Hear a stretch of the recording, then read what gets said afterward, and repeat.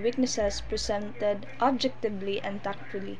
So when we say objective, it means like nagarelay sila og evidence nga facts or opinion nga walay bias or personal feelings. And so tactful means expressing something considerate and sensitive manner.